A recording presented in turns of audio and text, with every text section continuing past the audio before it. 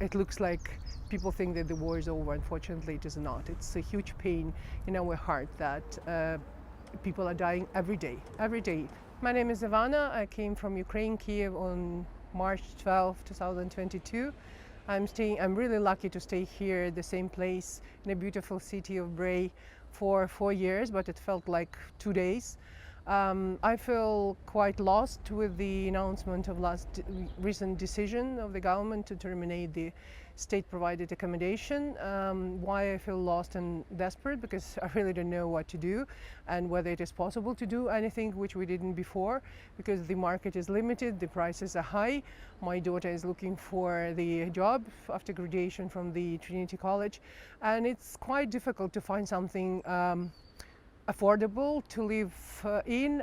Plus, there is quite a huge uncertainty with regard to legal status, which will change obviously in March 2027.